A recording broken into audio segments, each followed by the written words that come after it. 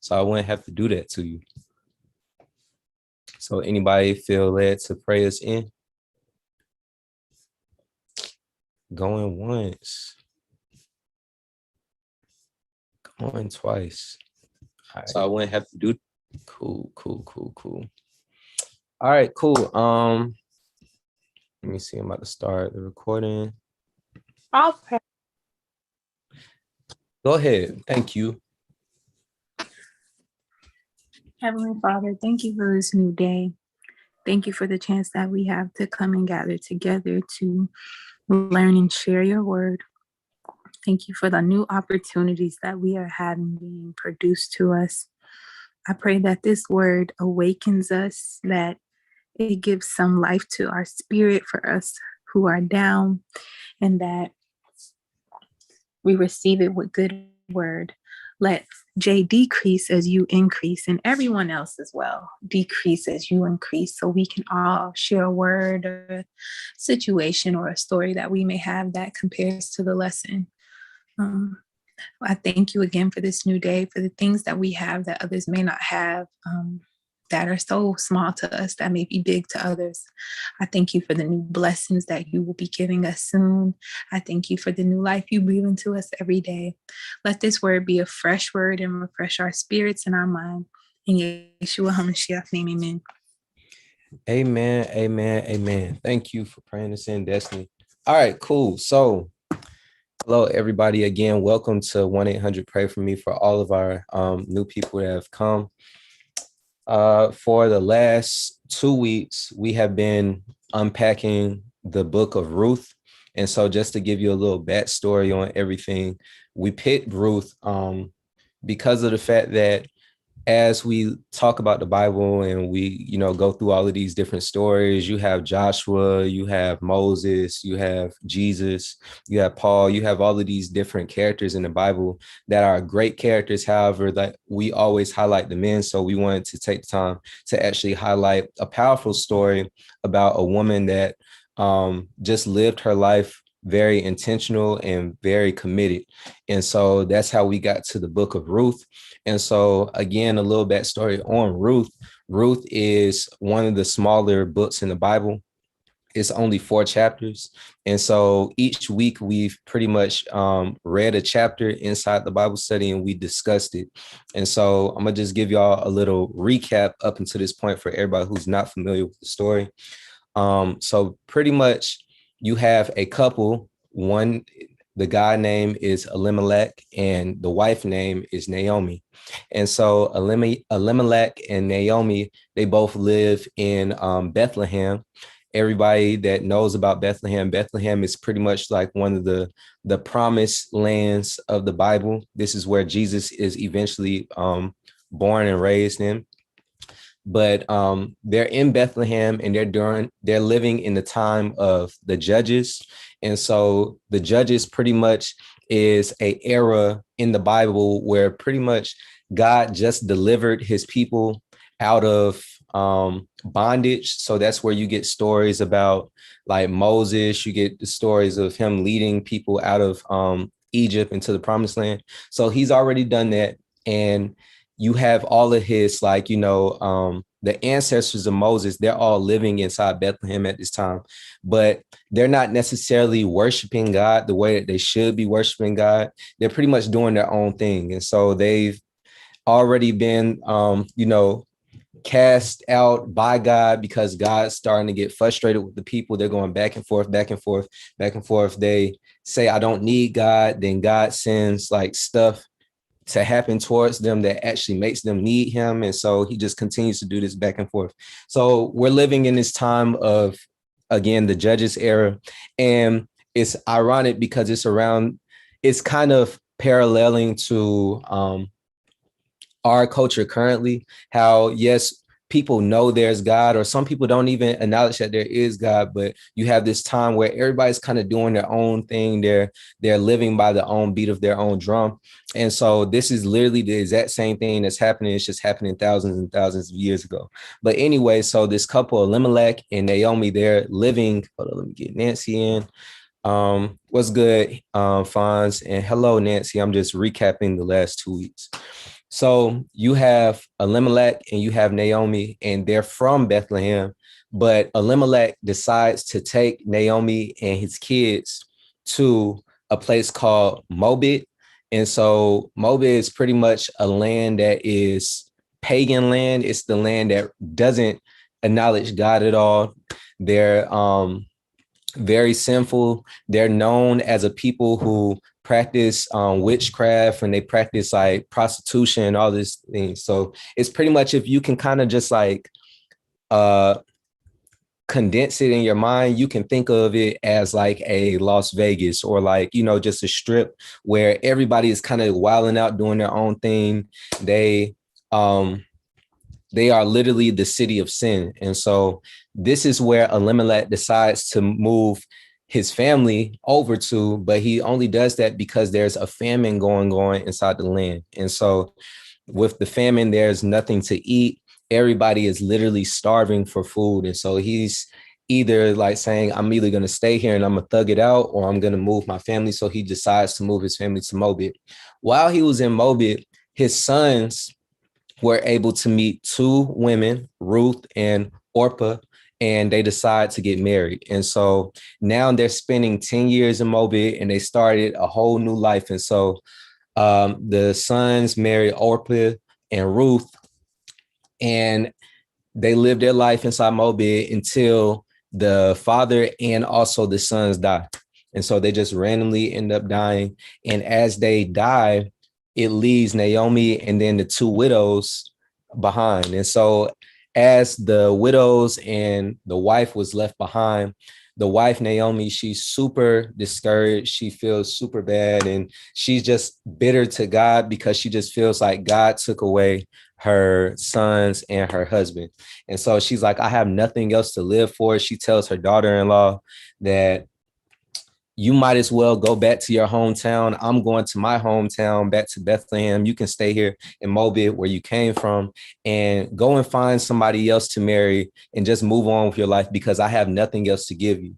And so if we're taking back the context of what's going on inside these times, the main treasure that people had was not money. It was actually children, because children were like the lineage. So you was like trying your hardest to just pass down generation, because these kids can eventually work for you. These kids could eventually be kings or have nations or all of that. So because of the fact that it was 10 years that passed, and Ruth and Orpah didn't have any kids, so they didn't have any lineage to pass down, and Naomi's whole lineage was destroyed because she doesn't have a husband or sons anymore.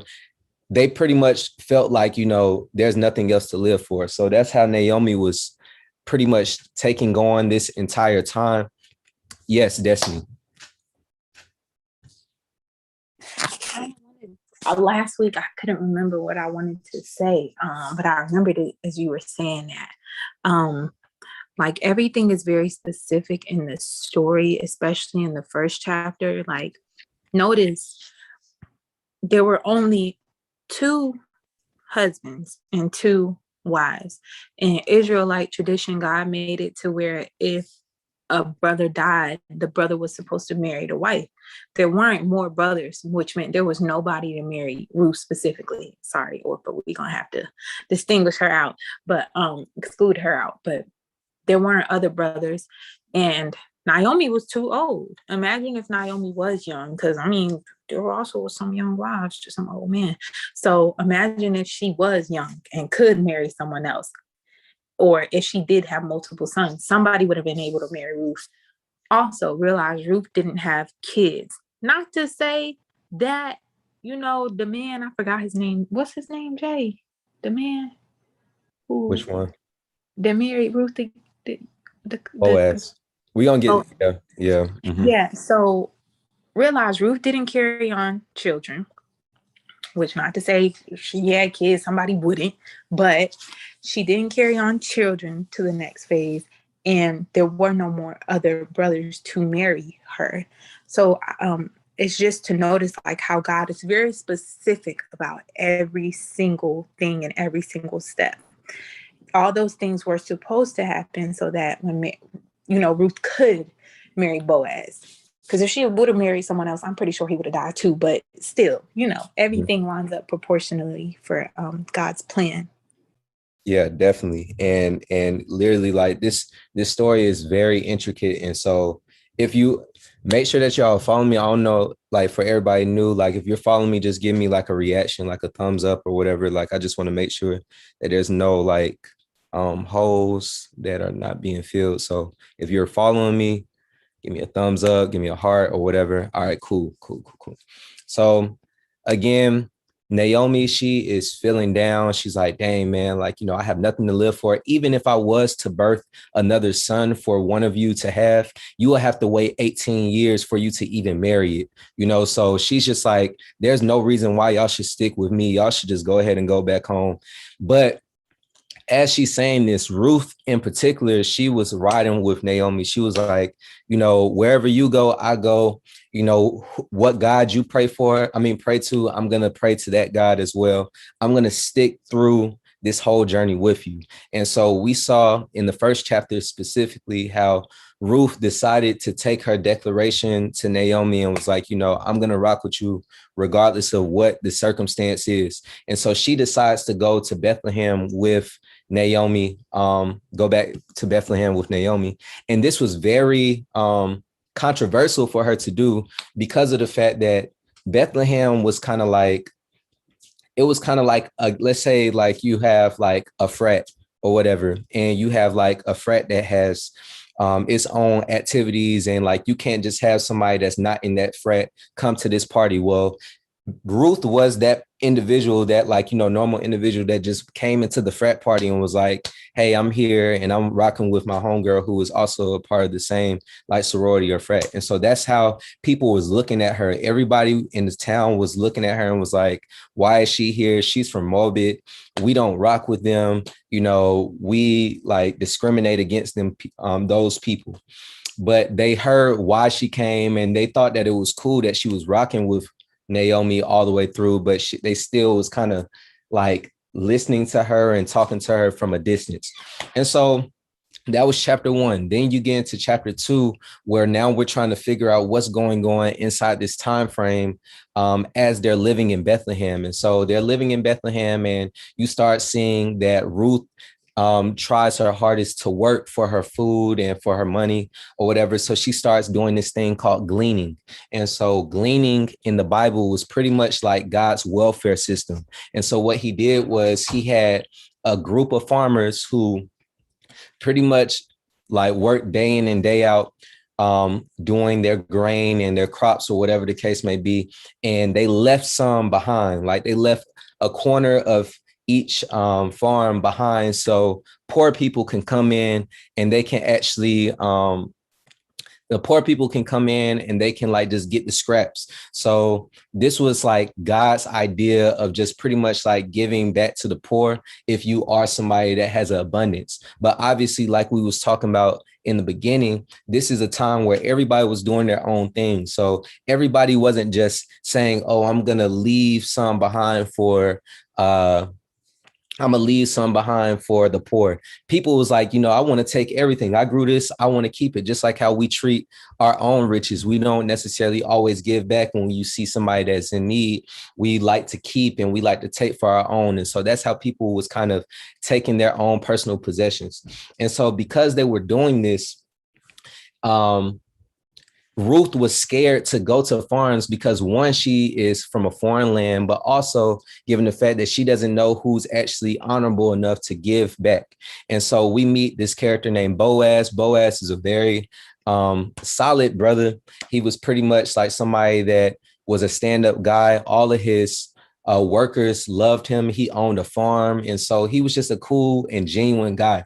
And so he sees Ruth like pretty much working for her food. And he's like, who is that? He gets all the Carfax about Ruth. He tries to see like, okay, what she's about. Who is she? Like what are people talking about with her? And they give all the news that they give of Ruth is positive news. They're like, yeah, she's from Mobit, but she also has been working her butt off this entire time. She also has been trying her hardest to, just make a living without no handout. And so, and she also came over with Naomi and she said she's going to rock with Naomi. And so we're seeing Boaz get like all of these facts about Naomi. And we pretty much last week was talking about how people are talking about you in rooms that you have no idea that they're talking about, so the impression that you leave on people is very important to how people perceive you. And so are you a genuine person? Are you somebody that is judgmental or dismissive?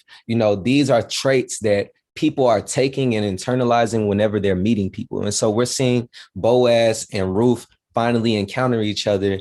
And we see that Boaz actually, embraces Ruth even through her reputation. She has this reputation of being from this place that has this personal stigma placed on it. And so we see that he shows her love and he actually, kind of gives back to her. He gives her a lot more than she even asked for. And so he's just genuine and stand up when it comes to this. And so we leave off at that point where Ruth starts bringing home her food that she got from Boaz. And then she was able to say like, look, this guy named Boaz gave me this food. He was super nice. And it just so happened that Boaz was a part of Elimelech, the husband at the beginning of this story, clan. So because of that, Naomi was like, oh my gosh, this is our chance to actually be redeemed. And this is our chance to actually move forward with our life. Because again, as we stated, they was looking for food and they was looking for family to pretty much pass on. And so now that they found somebody who was related, and I know this sounds mad crazy to like us when it comes to our time of day, dating somebody's brother or cousin or whatever the case may be after they die. But this was the culture at this time. And so because he was a part of that lineage, they were able to have an opportunity to have their children and children's children redeemed because there was somebody that can actually redeem them, which was Boaz. And so they start planning and scheming on how this could possibly happen. And so this is where we're left off at. Hello for everybody that came in while I was giving a recap. You didn't miss anything. I was just giving a recap. We're talking about the book of Ruth. And we already read chapter 1 and 2. And so now we're about to dive into chapter 3. And so again, if you have any questions, feel free to raise your hand. Feel free to go unmute and I will see whoever is unmuted and I will, call you and then you can say whatever points you have or question that you may have. But is everybody following me so far? Everybody good? Give me a reaction so I know that you're following me. Did everybody understand the story up until this point? Got 1, 2, 3, 4. Yes. All right, cool. I have a question though. Where did you put them Ziploc bags? Because I tried to ask, but I didn't want to cut you off. I have no idea. Oh, okay. All right, cool. All right, cool. So we're about to read chapter 3. So if all of you can read, pull out your Bibles, your Bible apps, whatever the case may be. I'm reading out of the NIV version. So if you're following through on the Bible app, it is NIV. Once you got your Bibles pulled up to Ruth chapter 3, just give me again a thumbs up so I can know. Ruth chapter 3. I got 1, 2, 3. When I get 5, I'll go ahead and start. All right, bet. All right, so I'm going to break it up. What we do is we usually break up a couple verses. That way it doesn't sound so daunting that one person is reading to you. And so I'm going to break it up. This is the shortest chapter in Ruth. So it's only 18 verses. And so I'm going to break that up. Let me see. I will read the first. I'll read the first 4. And then I have everybody read 4 afterwards. Let me see who I'm gonna have read. Okay, Fonz, if you can read verse 5 through 8, Hadia, if you can read verses 9 through 13, and Don, if you can read verse 14 through the end. So again, Hadia, you're going to start at 5. I mean, not Hadia, Fonz, you're going to start at 5. Hadia, you'll start at 9. And then Don, you'll start at 14. And then I'll read the first couple. All right, everybody good? Everybody solid? Yes, no? All right, bet. All right, so the first verse reads, and again, the heading says Ruth and Boaz at the threshing floor. So verse 1 says, one day Ruth's mother-in-law, Naomi, said to her, my daughter, I must find a home for you where you will be well provided for. Now, Boaz, with whose women you have worked, is a relative of ours. Tonight he will be winnowing barley on the threshing floor. Wash, put on perfume, and get dressed in your best clothes. Then go down to the threshing floor, but don't let him know you are there until he has finished eating and drinking. When he lies down, note the place where he is lying, then go and uncover his feet and lie down. He will tell you what to do. All right, go ahead, Fonz. I will do whatever you say, Ruth answered. So she went down to the threshing floor and did everything her mother-in-law told her to do.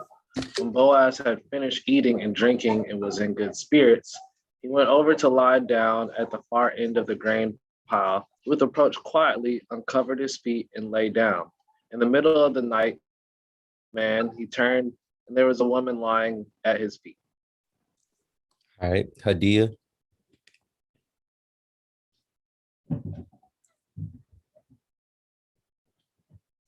Hadia.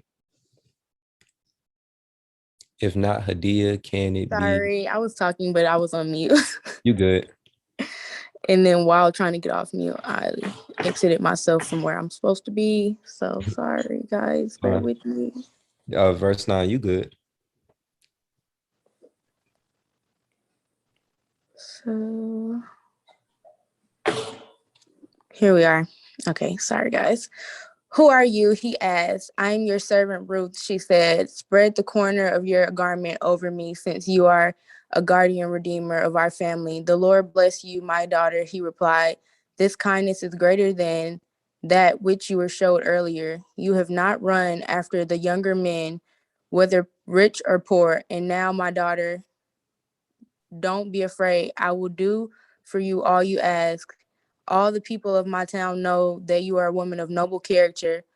Although it is true that I am guardian redeemer of our family, there is another who is more closely related than I. Stay here for the night, and in the morning, if he wants to do his duty as your guardian redeemer, good, let him redeem you. But if he is not willing, as surely as the Lord lives, I will do it. Lie here until morning. All right, and then Don, if you can close this out. So she lay at his feet until morning, but got up before anyone could be recognized. And he said, no one must know that a woman came to the threshing floor. He also said, bring me the shawl you are wearing and hold it out. When she did so, he poured into it 6 measures of barley and placed the bundle on her. Then he went back to town. When Ruth came to her mother-in-law, Naomi asked, how did it go, my daughter? Then she told her everything Boaz had done for her and added, he gave me these 6 measures of barley, saying, don't go back to your mother-in-law empty-handed. Then Naomi said, wait, my daughter, until you find out what happens, for the man will not rest until the matter is settled today.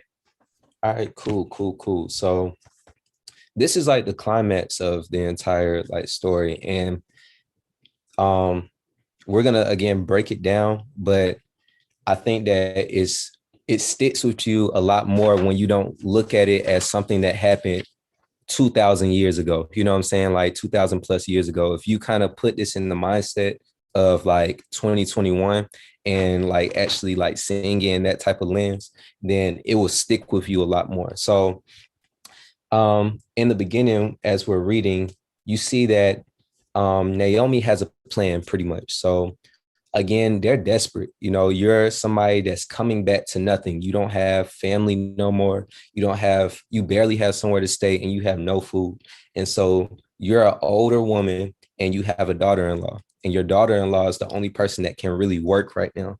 And so your daughter-in-law is working for your food pretty much and trying to make ends meet every single day.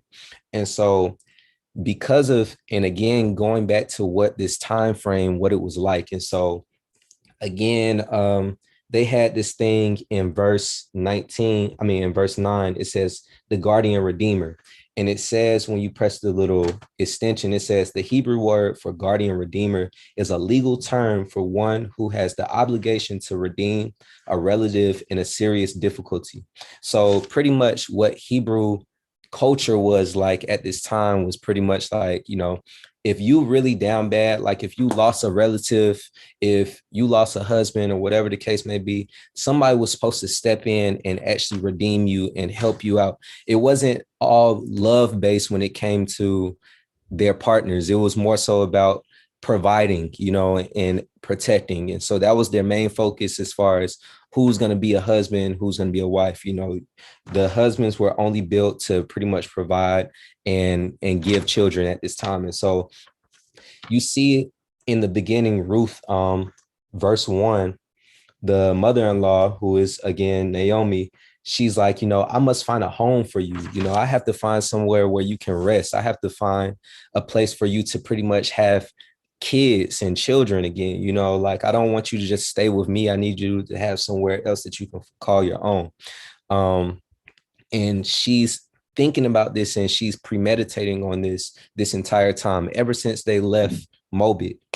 So all throughout the book, Ruth is seeking advice from Naomi, and we see that Ruth submits to Naomi's plan. So, you know, as we're going forward, we see that Ruth never questions Naomi at all. She's like, I don't know. She's not like, I don't have no husband. I already had a husband. I already did this. I already did that. She's not living in that type of lens. She's like, whatever Naomi is saying, I'm going to live by. And that shows that she's seeking the advice from Naomi because Naomi is a godly woman. And it's just a reminder to us that we have to, how important it is to have older people in faith to seek counsel from that are godly, because a lot of times we kind of just do life on our own. We feel like, you know, we have enough wisdom and we have enough intuition on our own to just live our own personal lives without any type of counsel. And this is just showing that, you know, God is reminding us that we are not islands. We need to have a peninsula type of mindset where we can actually connect to somebody else and they can actually help us in these times of need. And so, you know, in Ruth 3:3, she was like, you know, wash and anoint yourself, you know, change your clothes, like be presentable, actually look like a bachelorette as you're going out into encounter Boaz. I want you to, you know, catch his attention. And we see that this is an actual callback. This verse is an actual callback to Samuel. You don't have to turn to this, but it's 2 Samuel 12:20. And this is around the time where David lost his son. You know, David, the guy in the Bible that had the slingshot, you know, and Goliath. David lost his son and he was mourning. So he washed himself and anointed himself and put clothes on to signify him moving forward. And pretty much Naomi was saying the same thing to Ruth. She was pretty much like, you know, put on some new clothes, wash yourself and anoint yourself. And this is monumental because it really kind of connects to us as people when we're going through hurt, when we're going through pain, when we're going through suffering. A lot of times it's easy for us to soak in it, and it's easy for us to just stay down and want everybody to feel for us and just mope. And, you know, and that's not a problem as far as feeling that type of way, because we all are human. Nobody's perfect. Nobody is just a robot where you don't have any type of feelings. And so when you deal with heartbreak, when you deal with a bad loss, when you deal with somebody that died that you were really close with, obviously there's a level of void that leaves your body, you know what I'm saying? It's there where you have that feeling of, man, like, how do I continue to move forward without this person? But we must find the strength to move forward and actually wash our clothes and anoint ourselves where we can actually move forward. But we can only do that by filling those voids with God. You know, a lot of times we try to fill our voids with drugs. We try to fill our voids with entertainment, fill our voids with alcohol, fill our voids, you know, with all of these other things, because those are temporary pleasures that make us feel, you know, solid or numb us in those time frames. But until we actually, you know, give it to God and say, you know, God, I can't move forward without you. I need your help to move forward, or I need your guidance in order to do so. We wouldn't be able to move so in the way that we would want to. Yes, Destiny. First, I'm driving, so sorry if y'all hear a lot of background stuff. Secondly, just to go off of the point you had recently, this ties in. I'm gonna get to it, but I had to read something for one of my classes about accountability. And it says when you take accountability for, like, it's mainly on projects it was talking about, but it was also stating towards life. When you're about to work on something, you take accountability for the assignment. You're already saying that whether this fails or is successful, I'm taking accountability. So if it does fail, when you do fail, if it does fail, when that happens, you won't think about what should have, could have, would have happened, because you already accepted accountability versus if it failed or succeeded. And so that was to piggyback off the first, like one of the first things you said. And then there's a chapter, well, there's a verse in 1 Samuel where God is talking to Samuel because Saul disobeyed God and didn't listen to what God told him to do. And so Samuel was just bent. He was just hurt over the fact that God was like, I don't want Saul to be the king anymore. And God told him, refill your horn with oil. So when you think about being refreshed, you can't pour into someone if there's nothing in you to pour out. So if you don't refresh yourself when you're going through hard times, how can you be good to other people? How can you give life to other people in certain situations? When we're going through things in life, yeah, we do need time to ourselves, and God does expect us to take time to ourselves. But we can't do that if we can't go and refresh people if we don't take care of ourselves. So when he tells Samuel, refill your oil, that's like refreshing yourself. So how you spoke on like David and Ruth, like anointing themselves, they're refreshing themselves, like kicking off the past from their lives to get themselves together. And that's something that you have to do when you're going through certain situations in life. Dwelling on what should have, could have, or would have been isn't going to help you per se. So I just wanted to say that. Oh, definitely, man. And it's easy for us to do that, you know. And again, that's not me telling anybody that there's a certain time frame that's going to be, you know, easy for you to get over something or move through, because I don't feel like you will ever fully get over certain situations, you know what I'm saying? But all I'm saying is, when it comes to those situations, we have to, you know, give ourselves to God, where we can allow God to come in and actually help us, you know, help us move forward. Just like a infant or a child can't walk on its own. It needs, like, you know, its parent to like lift them up and move them in certain situations. That's how we need to be spiritually when we feel down, or we feel like we can't go further, or we feel like we can't walk, or we feel like we can't, you know, do whatever. We can't eat without God. Like, we have to give ourselves and submit to God in a way where we allow him to be our parent, you know, in that situation, and actually coddle us and care for us and move us in the direction that they feel like we should be moved. And that's another conversation, because that also goes into how do you view parenthood, you know, because a lot of times we have a distorted or perverted mindset of God being the father, because we have bad, you know, relationship situations when it comes to our own personal fathers or our own mothers or whatever the case may be. And so we internalize our earthly being the way that God treats us, and it's not the same. But as we move forward inside the text, you know, we see that they go to the threshing floor. And so again, a little bit more context, because I want y'all to understand what's going on. The threshing floor, and when they were winnowing barley, they talk about winnowing, if you saw that word. It was pretty much they blew air in between the grain and the chaff. And so what that did was it just separated the stuff that was good from the stuff that was bad, you know, the stuff that you can't eat from the stuff that was useless. And so after harvest, that's what they would do in this season. They would just separate it and use what was useful. And it's just interesting because, again, like how we was talking about in the beginning of the story, every word, every verse, everything is made by design in order to allude to something or call for something. So when we think about the fact that they were separating the good and the bad, and they're separating the useful and the useless, we see that God uses the analogy and the metaphor of being a farmer or being somebody that tends to trees or fruit all the time. And we even see winnowing come back up in Matthew 3:12. This is around the time where you have John the Baptist, which was Jesus' cousin, and he was baptizing people inside the lake. And he was talking about I baptize in Matthew 3:11, he says, I baptize you with the water for repentance, but after me comes one who is more powerful than I, whose sandals I am not worthy to carry.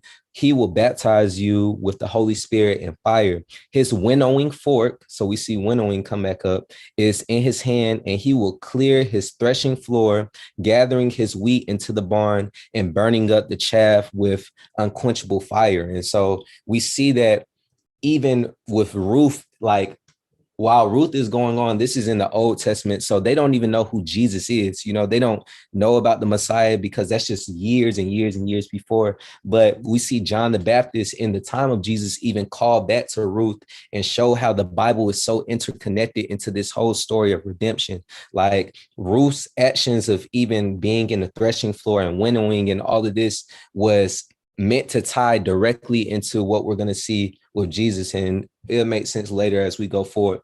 But as we're going forward inside the story, you see in verse 3, you see Ruth went and laid down. And so this was mighty bold of her. So if you can only imagine, like, you know, there's this girl that is pretty much like, oh man, this guy can be my husband. You know, this guy can eventually be my husband and provide for me and take care of me. And so her mother-in-law told her to pretty much go and as he sleep, get under the cover with him and lay with him until he sees that it's you, and tell him that you're there to try to be his pretty much wife. And so mighty bold. I don't know how many people can even see that happening in your own personal life. If so, that's mighty bold of you. But just imagine the fact that Ruth pretty much doesn't even know this guy, but she still chooses to do this just because of the strength of her mother-in-law's telling her to do so. And so as we're reading in verse 6, it says, so she went down to the threshing floor and did everything her mother-in-law told her to do. When Boaz had finished eating and drinking and was in good spirits, he went over to lay down at where he was laying down at. Ruth approached quietly, so she snuck in. She uncovered his feet and laid down. So she pretty much pulled the blanket and put it over her. In the middle of the night, something startled him. So he pretty much was having a bad dream. He woke up and was like, yo, who is this woman that's laying next to me, pretty much? And he was like, who are you? And she's like, I'm your servant, Ruth. Spread the corner of your garment over to me. And so I thought this was cool because it's slick a double meaning when she was like, spread the corner of your garment over to me. Obviously, she was like, spread your blanket over to me because it's cold. So cover me up in the blanket while I'm still here. But she also was saying metaphorically, spread your protection over to me, saying like, cover me in your own like form of protection. Give me a blanket of protection and security. Be my redeemer. in chapter 2, this is the same prayer that Boaz actually prayed for her. So he prayed as he was seeing her working, and he was admiring her from a distance and admiring her character. He prayed that somebody cover her and protect her. And so for her to pretty much ask for him to be the answer to his own prayer, I thought that was pretty cool. But let's stop and think about this. Like, as this is going on, what are your thoughts? Like, what are your thoughts of this whole story, first off, in particular, and just the actions of her being so bold to even like go forward with this? Could you be this bold, or how can you even like, how are you interpreting this entire situation when we're thinking about Ruth just in the middle of the night going in somebody's bed and laying with them, hopefully having them say like, oh yeah, I'll be your husband if you lay with me? Like, what are your thoughts as you're reading or listening to this story unpack? Anybody, feel free to talk about that. I have a question. What's Do up? you think that she would have done the same thing? Because at this point, Boaz has shown a certain level of like kindness towards them, right? Mhm. And so do you think that what's her name again? I'm sorry. Which one? Ruth? Yeah, Ruth. It's Ruth, right? Mhm. Yeah. So do you think Ruth and her mother-in-law would have planned the same thing if it wasn't someone who was as caring and clearly shows that they have a good heart and they are willing to be a protector? Or Not do you at think all. that, no? Yeah, Like, not at even all. if it wasn't a kind person, but they knew that they would still be a protector. I don't know. What do you think? Like, do you think that they would actually do that? Because I mean, we will never know, because pretty much Ruth got it right on the first try. Like, Yeah. it doesn't say that Ruth went from farm to farm looking for her husband. You know what I'm saying? Like, she really wasn't even looking for the guy. She was just trying to look for food. So we Right. don't necessarily know. But what do you think? Do you think that she would have did it just straight off of the protection? Or do you think that, like, because of the fact that he was so kind and giving and nurturing, that it was like, oh, like, this is a no-brainer? I don't know. And you have to tell me if I'm understanding the story correctly, but it Mhm. seems like it's more so, the mother-in-law kind of, like orchestrating this whole thing. I don't know if Ruth is really in the mindset of doing what she needs. I think she's like in a mindset of doing what she needs to do, but Mhm. kind of letting other people guide it for her, because it was her mother-in-law that was guiding her. And tell me if I'm like catching, You want the money? Go I'm ahead. saying right. But then there was also someone else that she was like, I'm gonna follow you wherever. Was that her mother-in-law as well? Yeah. That was Okay, her. yeah. So it's very much like whatever she says go. Like she trusts her and whatever her decisions are, more so than her making decisions for herself. And so, yeah, I think that it's solely off of her mother-in-law. So as we have context with it, so like, just think about yourself as being Ruth, right? So in this time frame, again, you ain't known nothing about Jesus. Like, up in your 23, 24 years of life, you know what I'm saying? Like, you have no idea of what Jesus is. You're not worshiping Jesus, whatever the case may be, right? And then you meet a husband. Something happened in that relationship where you, Ruth, were introduced to God in some form or fashion. You know what I'm saying? Because for you to even like acknowledge the fact that they believe something different, that happened to happen in that 10 years that you was married. You know what I'm saying? So she had Wait, this. Ruth and her mother-in-law believe something different? No, so yeah, Ruth and her mother-in-law at the door, they believe something completely different. So Ruth Mm. was raised to not believe in God.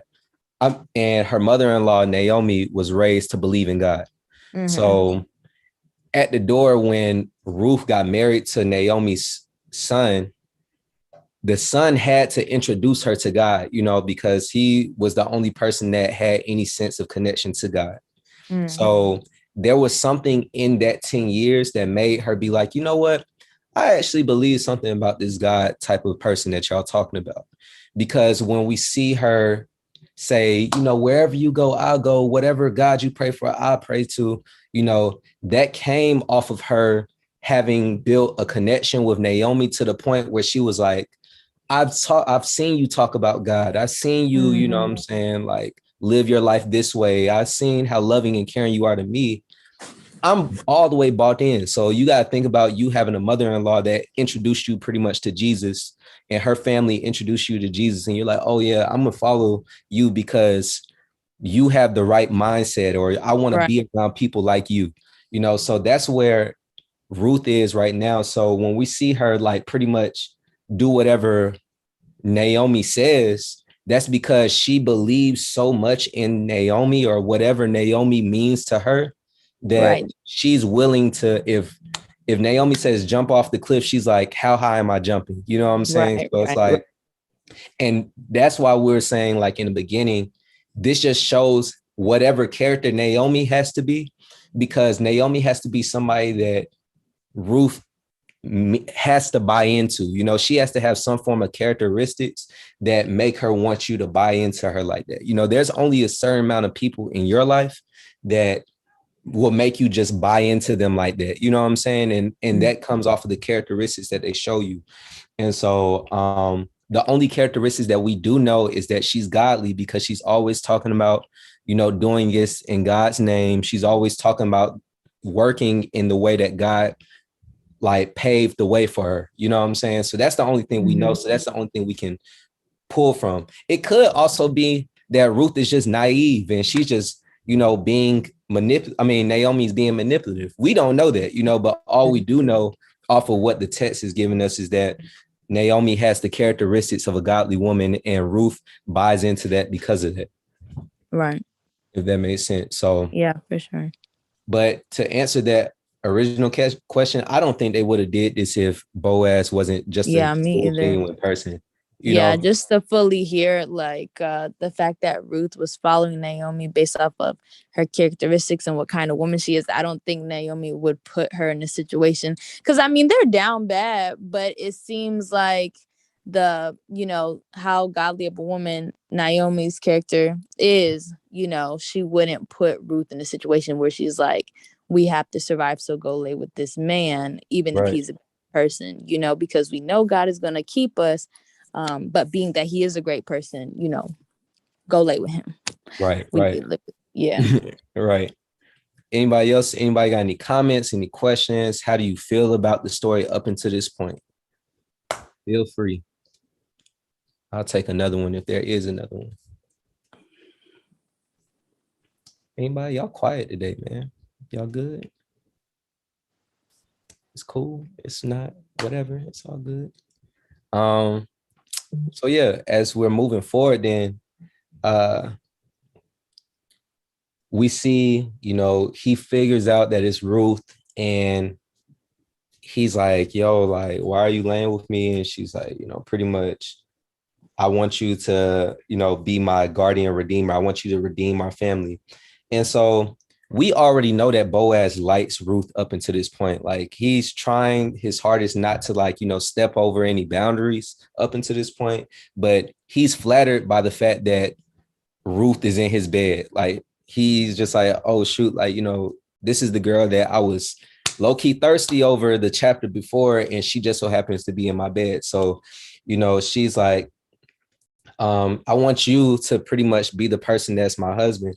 And then he says, the Lord bless you, my daughter. And so, you know, as we're looking at the text, obviously, as we're reading it for face value in 2021, and you're like, you know, my daughter, that sounds really sketchy. She is of age, you know what I'm saying? So it's not like she's just like a teenager and he's like an old man. So it's not that type of context, but he is an older individual, because he shows and he says,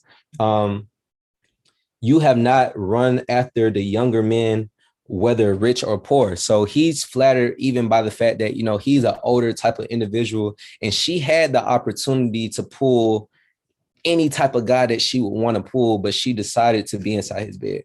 So he was just flattered by the fact that she chose him, you know, and it showed that, you know, in his mind, you know, he said that she's worthy. So it was like she's a Proverbs 31 type of woman. And so someone, he does we also see how dope Boaz was as an individual, because at the door, as an individual, he could have just slept with her. He could have slept with her. He didn't have sex with her. He didn't do anything with her. She was in his bed. She's there the entire time. But he chose to do the right thing. And he chose to say, even though he wanted her as bad as he wanted her, he was like, I am super flattered by the fact that you want me to be your husband. But as far as the scripture says, and as far as the law is, there is somebody that's closer in our line of like relatives that is ahead of me when it comes to actually marrying you. So before I even say, yeah, I will marry you or whatever, I think that we need to check with that person to see if they would want to marry you. If they want to marry you, by all means, I will hate it, but you can marry them. But if they don't marry you, I'm the next one in line for sure. And so this shows that Boaz is an honorable man, because he still, through everything, he wants to do it God's way. He doesn't necessarily want to cut any corners. He doesn't want to give into temptation. He actually wants it to do it the right way. He doesn't sleep with her. He doesn't, like navigate a way that is just shysty or only pleasuring himself. He actually does the best for the entire situation. Yes, Destiny.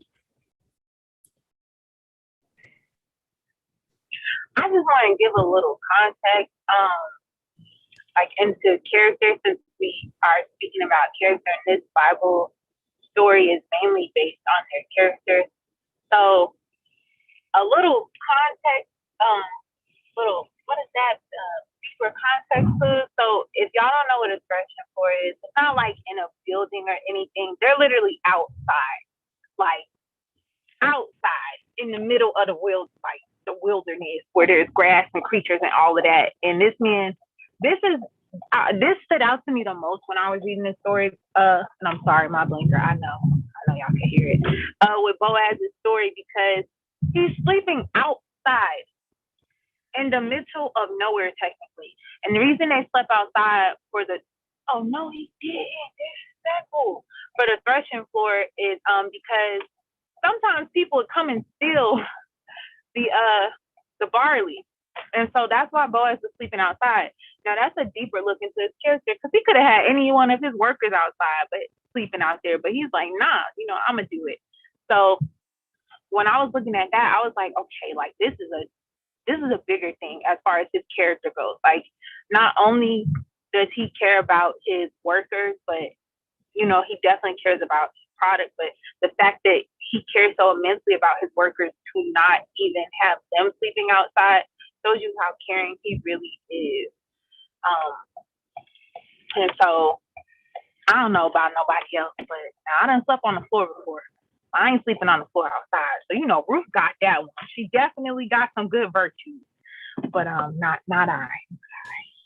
No, for real. And that's a really great point that you pointed out, because everything about this is just showing this entire story is showing the character of Boaz and Ruth.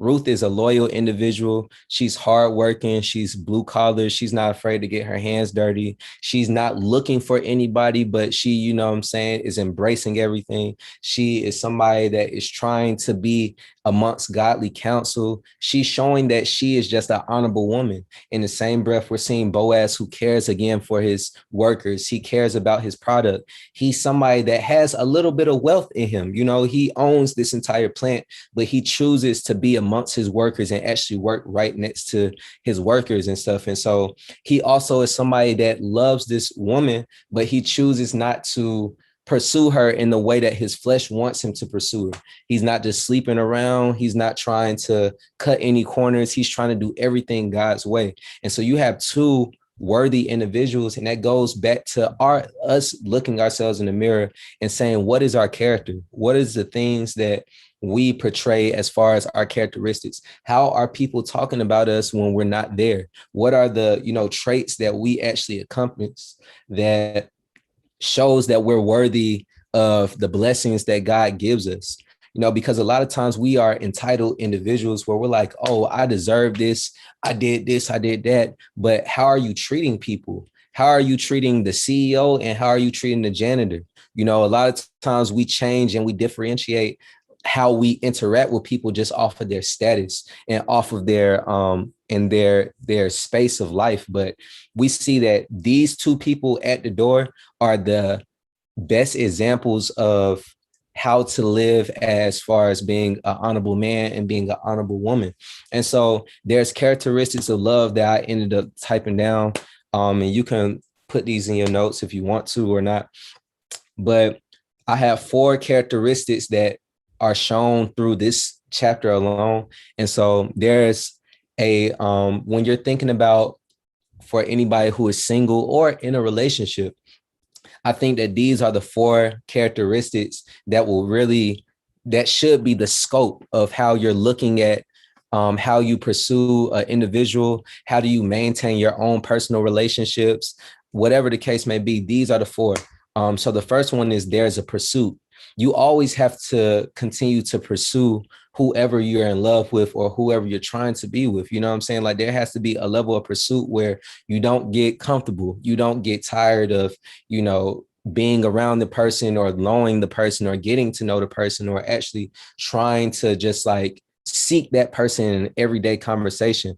In Ruth 3:18, he's not, she says that he's not going to rest. Naomi is talking to Ruth and was like, wait, my daughter, until you find out what happens, for the man will not rest until the matter is settled today. So it wasn't like he was just like, oh man, I'm gonna figure out if bruh is gonna marry you or not, and we'll just see what happens. Like, bruh was on it, in the beginning of the morning when he woke up. He was trying to see like, hey, like, are you marrying this woman or not? You know what I'm saying? Like, he was on it because he actually had a sense of urgency and pursuit. And so you have to live that way when you're trying to, have this characteristic of love with people. The second characteristic is patience. This is something that a lot of us struggle with. We struggle with patience because love is a hard thing. Love is not something that's easy. It's not always fairy tale where we see it on TV and how it's supposed to be this way or that way. Like, there's ups and downs, there's valleys and peaks, and there's different uncomfortable situations that happen where you're not always going to see eye to eye with the person. You're not always going to be in the same like space of life as an individual. Are you patient enough to endure the things and actually help the person? Is that person patient enough to even submit themselves to you and listen? Are you patient in the fact of, I'm not supposed to be, sleeping around until I'm married, but I can submit my sexuality, to God because I really want this to work and I don't want sex to be a barrier or a roadblock inside my love life, and all of these are situations that we all go through. So it's not like something that I'm just like talking on that I'm saying I'm talking down to us. Like, we're all dealing with the exact same things at the same time. So it's like, how patient are you? How patient? What are you willing? Are you willing to give up said amount of time in order to genuinely like care about the well-being and the love for an individual and do it the way that God wants you to do it? Because God is not a shortcut type of God. He's not an Amazon Prime type of God. He's not going to give you a blessing, just at a fingertips, because he's not a genie. God always takes us on the long, weird route that feels like it's all the way out the way, but it's all in the midst of building character in us. We always go through circumstances that are meant to give us a journey so we can have a sense of character and a sense of conversation to really speak on when we're reflecting. Because if you think about whatever your career path is, some people want to be be athletes. Some people want to be entertainers. Some people want to be doctors. Some people want to be lawyers, teachers, whatever the case may be. Think about when you first got that dream and how bad you want that dream to be achieved the next day. Now think about where you are in life and all of the things that you learned on the way of trying to pursue that dream. Do you appreciate the fact that you've had to go through all of those different loops and steps or whatever, because in order to achieve your dream? Because a lot of times when we go through all those loops and steps or whatever the case may be, it teaches us things that we wouldn't have got if we didn't have to struggle, if we didn't have to hurt, if we didn't have to endure. And so patience is something that we have to have when it comes to our own personal lives when we're trying to pursue somebody. everybody following me so far? Because again, I don't want to just lecture you all. Like I want to be able to, make sure that everything is connecting. All right, I got one from Nancy. Anybody else? All right, got one for Don and Chaz. All right, I got a claps, man. I'm gonna keep it moving. The third characteristic of love is to protect. When you're in a relationship, that is something that is a further covenant that you have to protect. You have to protect that individual. You have to protect that reputation. You have to protect that mindset. You have to protect your sexuality. You have to protect all of these aspects, because if you don't protect it, then you leave it vulnerable. And when you leave something vulnerable, it has the means to get attacked by the enemy. Prayer is protection. A lot of times we don't pray, and we don't extend ourselves to God because either we don't know how or we don't feel like doing it. And a lot of times this is where God does his best work as far as building a force field of protection around us. We see in Ruth chapter 3, verse 14, in order to protect her reputation, he tells her to like, give me your shawl and let me put some barley inside your shawl so it don't look like you was just sleeping around with me. Like I'm trying to protect your image because I don't want people to look at you in this light, because even though we didn't sleep around, people will think that just off of perception. So he was like, let me give you some food so it looked like you was working all night in order to get this food that you taking back home to Naomi. And so he cared about her. He cared about her enough to actually protect not only her as an individual safety wise, but her reputation. And then finally, the last characteristic that we will want to have when it comes to our characteristics of love is God's way, the purity route. Like everything that they did was in God's alignment. There was nothing that they was doing as far as their own selfish desires. We are people who are driven on our own selfish desires, and we're driven on the perspective that we see from other people, and we're not necessarily going God's way. We're going the way that people tell us that we're supposed to live, and the way that people tell us that we're supposed to interact with folks. And so are you living a way that is God's way and very pure and genuine as far as what he tells us to do? A lot of us aren't. All of us aren't, because again, none of us is perfect. However, we should be always progressing to living our lives in this model, as much as possible. And so this is something that, again, Boaz did. He was like, he could have laid and slept with her, but he chose not to. And it's just showing that he was submitted fully to God's way and not his own way. And so, again, this is a redemption story. This is a really dope story because it's just showing how God can use people who are outcasts, use people who are forgotten, use people that are shunned, and actually restore them, restore their life, restore their relationships, restore their lineage. He did all of that. A little quick Bible-like context about the Moabite people. We was talking about that earlier with Ruth and her origin of people. If you go to Genesis 19:35, this is where these people start at. You have this guy named Lot, and Lot was the nephew of Abraham. Whoever knows the name Abraham in the Bible, that was his nephew. And so his nephew had two daughters, and they didn't have no kids. So they was trying to preserve their kids or their lineage so much that they got their dad drunk. And after they got their dad drunk, they slept with him. And they had two kids out of their dad, and literally this is where the Moabite people come from. And so it's like, you see the lineage, passed down from something that was not God-fearing. It was something that was more so like serving of the flesh, if that makes sense. Must stop. Yes. They literally slept with their father and had two kids. Both sisters slept with the father and had two kids. And the first son name was Mobit. And this is where the Moabite people came from. Their whole lineage was corrupt just because they was trying to have a kid so bad and they didn't have a kid. Yeah, crazy. I'm telling you, bro, the Bible got tea.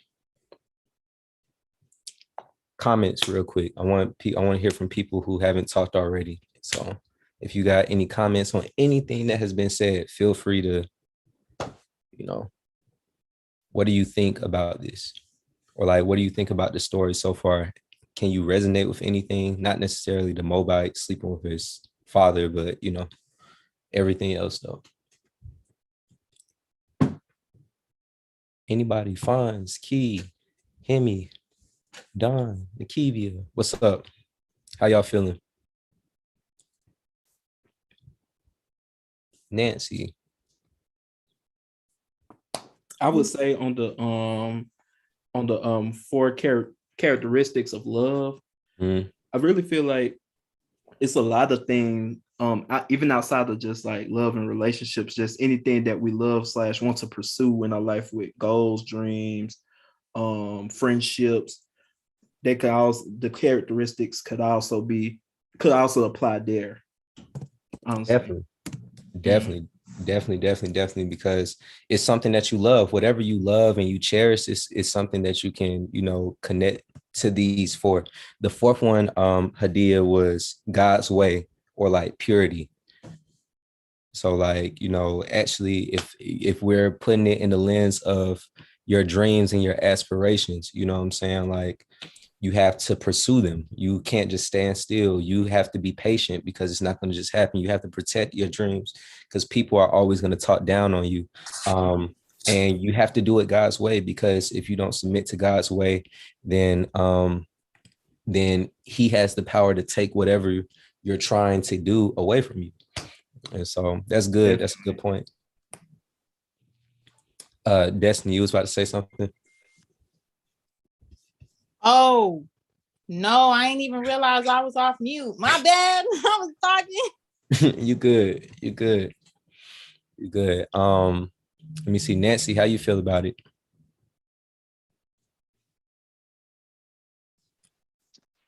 Or about the story in general, about like how everything's unloading.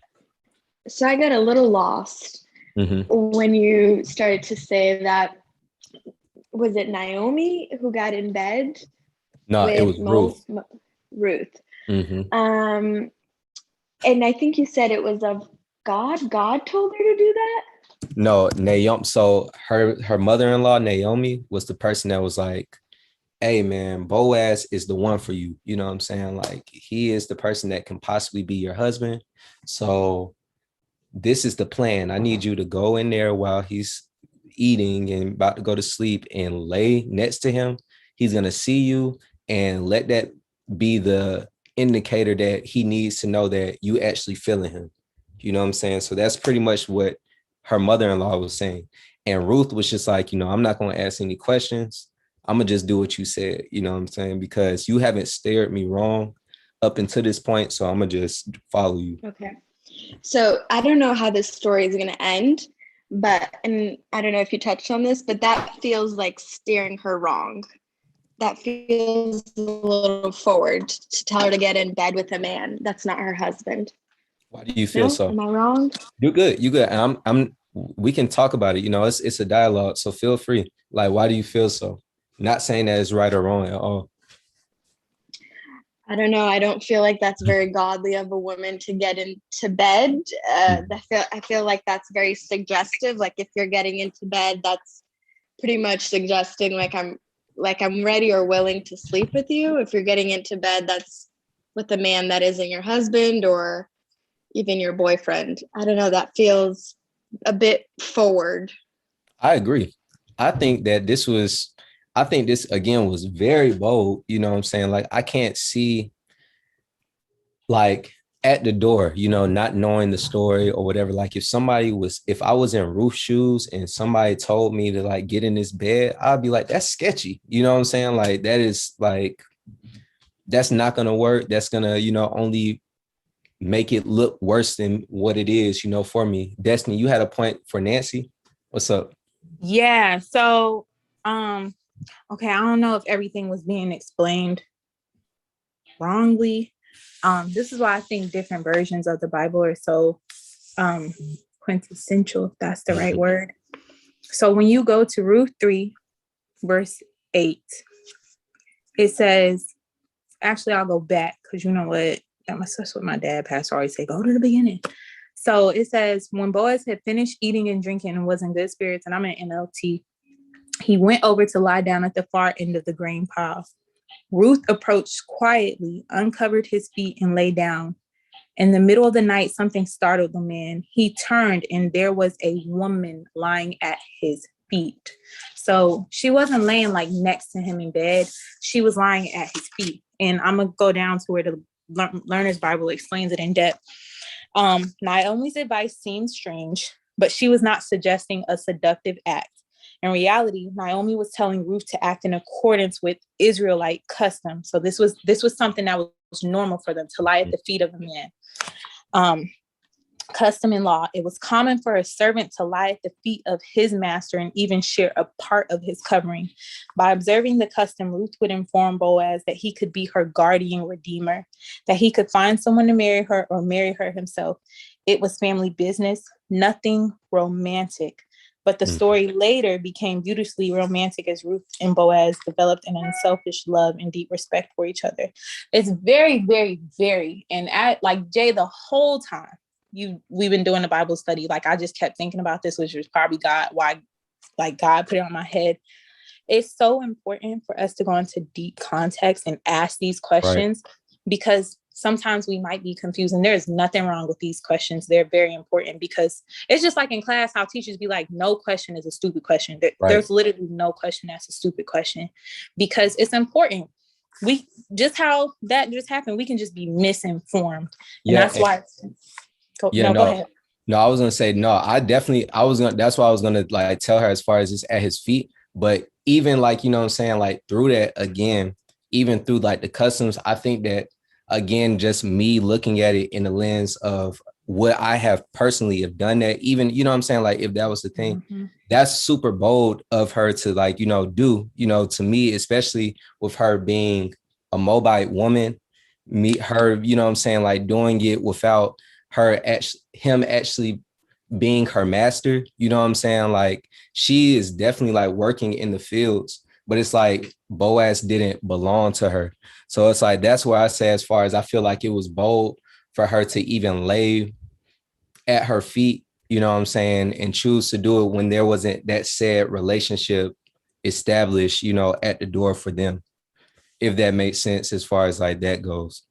It does. And furthermore, like one thing I want to say, reading your like because some people, I know with me, God will bring me to different parts of the Bible, but I like to read front to back. So I always pick up last where I read from front to back. Alexa, pause music. I always pick up last from where I was reading from front to back if I feel like going back to where I was. But it's so important to have a relationship with God. Some people don't like to read the Bible, but I think it's very essential and it's very important to read for yourself.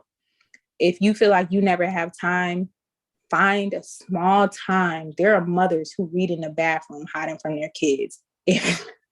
And I'm not trying to tell you like, oh, you need to find some time. I don't care what you got to do, but finding time to learn for yourself is really, really great.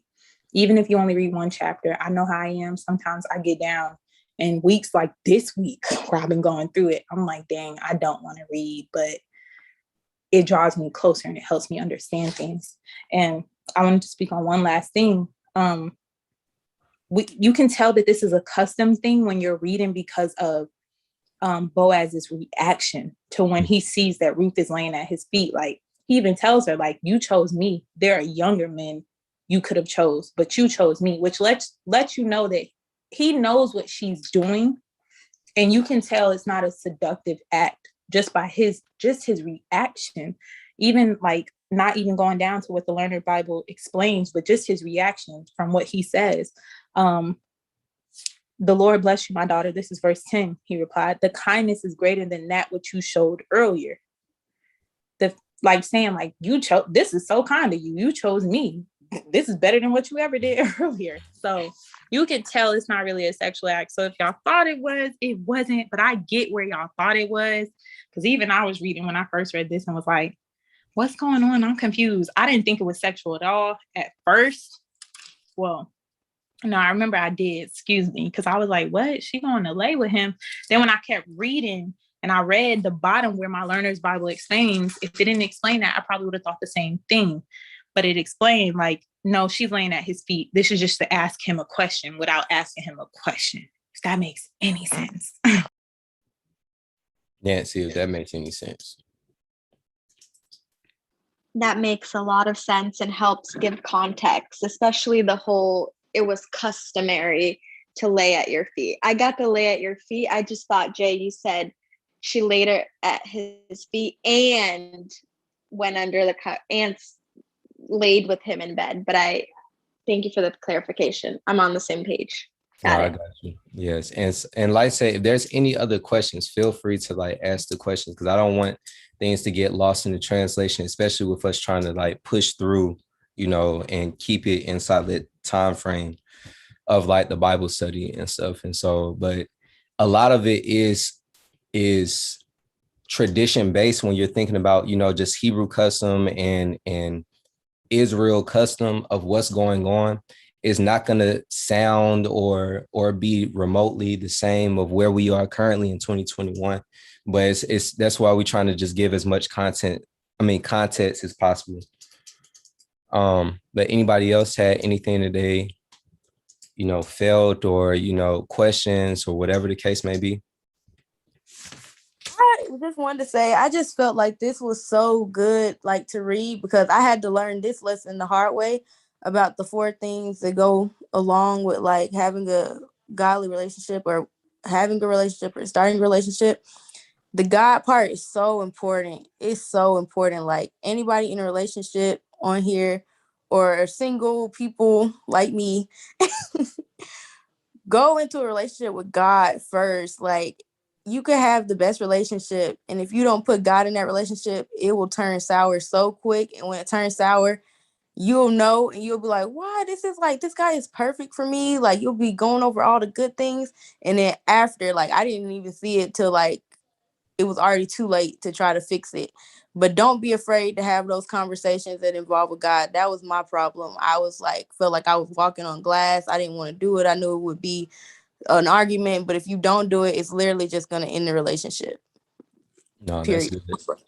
Definitely, man. Like everything has to have God at the center. And I know it sounds so cliche as far as being on a Bible study and whatever the case may be, and like, you know, put God first. But it's like, if it doesn't, it's gonna be temporary, or you're building a house, you know, on bad foundation. You're building it on sand, you know what I'm saying, and not rock. And so that's where you have to kind of just look at your own everything. Look at your dreams and aspirations. Is it built, and do you have God at the center of it, or are you just trying to have God co-sign you, you know what I'm saying, of what you're trying to do? Do you actually have God in the center of your relationship, or you just want God to co-sign it and be good and be pretty? Yes, Nancy. So I just wanted to piggyback. I completely agree. You should have God at the center of any relationship, but especially romantic relationship. But when I tell that to my friends that might be in secular relationships or relationships that don't believe in God, and these relationships seem to work, like they've been together 5-10 years, what do you guys say to that? Like, when it's not like, I mean, there are relationships out there that don't have God at the center that seem to be working. So how do I rebuttal that argument? I'll rebuttal it by, it's the same thing when it talks about, you know what I'm saying, because everybody kind of looks at it in a lens of today, you know what I'm saying. They're looking at, oh, well, it's working fine now, you know what I'm saying, it's been working fine set amount of years. But everything that we do is not necessarily just for the betterment of us as individuals, but it's the betterment of our future generations as well. You know, like you don't want to build the opportunity, like you don't want to build and again, this is going to be hard to rebuttal as far as people even caring about stuff like this, but you don't want to not necessarily have God at the center of your relationship or whatever the case may be, and then that plant seeds into your kids or your kids, where now you have a whole lineage of people that are literally walking to the gates of hell. You know what I'm saying? Like if you genuinely care about somebody and you genuinely care about even your offspring or your kids, why wouldn't you want the best for them? Why wouldn't you want them to lead with love and lead with, you know, the sense of knowing that there was somebody that literally died on the cross for me to have eternal life with him? And I think that even when it comes down to, you know, seeing secular like opportunities when it comes to like, you know, rappers or it comes to athletes or whoever who are living in culture, and it seems like the more pleasurable thing to do. We've just got so comfortable with dysfunction, where my pastor just said this, we got so comfortable with dysfunction that our dysfunction seems like it's normal because we're looking at the standard being happiness, and happiness is a fleeting emotion, if that makes sense. You know what I'm saying? Like it's not something that you can't sustain off of happiness, because happiness can come and go. You know, what was to happen if that relationship was to go sour just off of there was something that happened to that individual and they don't look the same? They don't, you know what I'm saying, like talk the same. They don't indulge in the same things and stuff. And so what is holding you together? And some people might say that is love, but where's the love rooted at? You know, and I don't know if anybody else can really speak on that, but that's how I kind of look at it, in a sense of everything is for future tense of not just the moment or what has led up into this moment, but what's to come when a certain situation happened and you don't feel the same way that you feel now, and you wish that you can get time back that you can't get back no more, because you already instilled this root of not believing or not trusting God or not putting him first. Because it only, and again, trusting God or not, or believing in God doesn't do anything but cause benefit to you. You know what I'm saying? Like it conditions you, and it's not the easiest thing, but nothing in life is easy. And so it's like anything that you are doing that is furthering your relationship with God is only benefiting not only you, but the people around you and your kids and your kids' kids. So yes, feel free. Like I said, y'all can unmute. Y'all don't have to, like, you know. I like to be respectful You because good. I hate when I be trying to talk and nobody raises their hand but me. You good, bro. But I'm gonna speak from a woman's process, a feminine woman. I love learning the process of dating. And honestly, I think more clear when I'm not dating. It's just me. And I love to read. I really love to read and study. And before I broke up with my ex, I was learning a lot. So just from a dating expert, not an expert, I'm sorry, a dating point of view, I would say this, and somebody's going to be triggered, and I'm going to tell you now, and it's more than likely going to be a female. But there are some women who are just placeholders for men, okay? And sometimes there are some things you just can't say to some friends, because some friends, they get tired of you speaking to the point where sometimes they might just be not even listening to you talk, but pretending that they are. And they're really just, it's going in one ear and out. And they just don't want to hear it. So sometimes with some people and some things, even though you don't like seeing people get hurt, when you said your piece, you just have to let things run its course sometimes. And it sucks watching people go through stuff you know they literally don't have to go through. But sometimes that just happens. But there are some women who are placeholders to men, even if they're worldly men. Sometimes it's some godly men, and I done seen it, and it be sad, okay? And I heard there was a woman who was married. After a few years, her husband finally divorced her. And he told her, his exact words were, "I never really loved you, and I've finally realized that. And I'm leaving you, not only for myself, but so you can find someone who really does love you for you and who you are. And I've never really fully found you attractive. There's someone," I know, he was going in. "There's someone who will love you to your heart's desire, who will love how you look and who you are."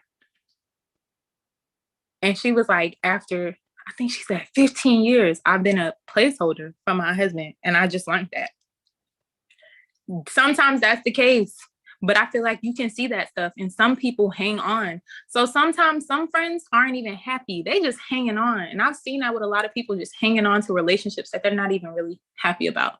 That's why I say sometimes I don't even speak anymore, because I've been there and I've sat in it, and I've been in places where I'm just hanging on. Sometimes you have to let them get to a point where they feel like all I have is me to choose and my happiness. And let's pray that they choose the better option of the few that there may be. Definitely. And I'm gonna ask you something, Nancy, but I'm gonna let Hadia go first. Oh, I was just gonna say, like, I completely agree. Like, relationships are definitely can sometimes just be a place of comfort. And comfort can get dangerous when God is trying to have his way with you. And so if he's trying to have his way with you and you're too comfortable in a relationship, then he's going to start doing things to trigger you, and you're either going to catch on and be like, okay, God wants me to himself. Because sometimes that's it. Like, sometimes you have to be alone to truly hear God's voice. You hear it, like she was saying, I truly hear God's voice better now. And I have better discernment now, because I think it's somewhere in Corinthians. I'm sorry, I don't know the exact verse, but it was like basically saying, blessed are those who are single, because I have their full heart and their full, like, attention. Because once you get married, you have to split that, because in a marriage, it's the wife, the husband, and God. But right now, it's just me and God. And if you're not ready to take that step, then you're wasting your time in a relationship where you're not going to be able to be fulfilled fully. And only God knows what's going to fulfill you fully. So if you put him in the center of your relationship, then he'll lead you to that, or lead you away from people he doesn't want you to be around. So real quick, Dia. So to Nancy's point though, like, how does she even like articulate that with the fact that they, you know what I'm saying? How do you even know that that's good, or something that I should be seeking out if everything up until this point feels fine? You know what I'm saying? Like everything, or, you know what I'm saying? At least what they're articulating to Nancy is like, everything's fine with us, like, and we ain't putting it at the center. So why would I do it right now? Again, like you were saying earlier, like Pastor Burnett said, what is your definition of fine? Like, if you go around and look at these worldly relationships, yeah, your relationship could be fine in that sense. But if you go around and look at godly relationships, is your relationship still fine? Or is your relationship falling short? Is this person helping you grow? Is it a healthy relationship? Like, are you crying yourself to sleep over things he's saying? Is he cussing at you, calling you names? Is he or she hands on you, or any other craziness that some people would deal with, cheating on you, anything that God wouldn't want you to be going through? Are they putting you through unnecessary stress or anything like that? Some people in the worldly relationships are willing to deal with things that God would never want to put you through. So you just have to redefine that and just ask them, like, what is your definition of fine? What is your definition of it? Let them like tell you exactly why they feel is fine. And then I don't know how you would go about saying or defining a godly relationship to somebody, but I read the book. I forgot what it's called, but I read this big relationship book. Let me see. I'm going to my books now. I read this book. It's called, why can't I find it? It's always when you need something, they didn't want to go away. Can I say something while you looking for your book? Wait, real quick. I want let Nancy like answer. Okay. It's called Relationship Goals. Sorry, by Michael Todd. By Mike Todd. Yeah. I read that whole book and didn't use not a sense of it in my relationship. But yeah, go ahead, Nancy, like to like piggyback on the points that you have heard, up until this point. No, it makes total sense. Everything that you guys are saying, especially you, Jay, with like dysfunction is completely normal. And from the outside looking in, of course, I don't know what's going on in their relationship. Only they know. But from the outside looking in, they look happy. And when I try to bring up all the things that were just brought up on this call, they're non-believers. So to them, they're like, yo, I'm in a relationship. Like he's good to me, and you're single and you're praying to this God and you've been single for so long. For them, they're in the better position than I am, someone who seeks and prays God, and they're like, well, I don't pray, I don't seek God, I don't believe in religion, but I seem to be in a better footing or in a better position than you. So it doesn't even make sense. It's like you're trying to get me over to your side, but your side ain't looking too good kind of thing, because it's where I'm talking to non-believers. Go ahead. Y'all got it. On the godly aspect, because I just thought of something when Haidia was talking. There was a woman I had followed on Instagram when I was still in a relationship, and I knew I didn't like what I was going through, but I didn't want to leave. Something she said that sparked me to getting myself together and being like, you know what, I'm done. I don't deserve none of what I'm getting, because I put in more than what I'm getting back, and I'm better than what I'm getting back.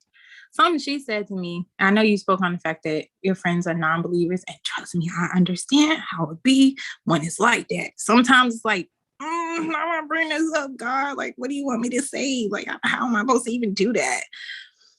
This woman I watch on Instagram, she had a live, and she was like, I missed a part of it, but I remember when it came back in, she was like, yeah, because God is definitely saying, yeah, my daughter, be with this man who's talking to you like trash, who's calling you out your name and treating you disrespectfully. Yeah, I definitely want that for you. She was like, heck no, I know God don't want me with no man like that. When she said that, I was like, and she speaks on just the things we deserve as a woman. And when I try to apply something godly to something, people already know, if you speak to me, I'm going to bring up God. If you ask me for advice, it's just not going to happen. Not going to not bring it up. But when I don't want to just throw stuff out at people, because the Bible also, when I had found a verse and I lost it, it also tells us, make yourself sparse in other people's homes. But I also believe that's for other people's business and lives too, because sometimes you could get annoying. People get in your life and it's annoying. But something she had said was, something for me is when people speak on something, first thing I do is like, okay, do you want advice or not? If it's my close friend, like Nikivia, I'll probably jump in and just start saying something. But if it's not, I'll ask them that, and I'll relate it to what they're going through. And I'll just ask them, like, do you feel like this is something that you deserve? And they're going to tell the truth that they have never spoke before. And then that's when I feel like you can chime in on certain things. Okay, Thank you. I'll try that. And I'm sorry, Jay, I did not mean to hijack the conversation. Oh, you good. I'm not sure how we pivoted here, but you're good. No, this is a great conversation. Go ahead. Feel free. Go ahead, Dia. Oh, okay. I was just going to say that's a difficult point, because I feel like you can't force religion on people or spirituality on people, because I was that way too. I just had to kind of get tired of hitting my head and getting tired of certain patterns and want the change for myself. So that just also you can want it for them as much as like you can, but that might also be something they have to come to on their own terms, but definitely still worth having the conversation.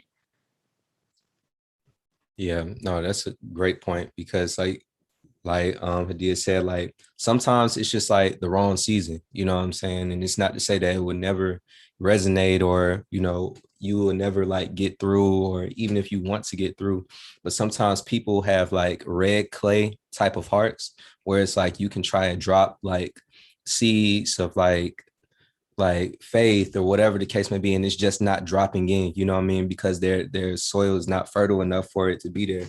But they always tells me about that. It's like, it's just, you have to just go at other people's pace, you know what I'm saying? Like, everybody's not meant to get things today.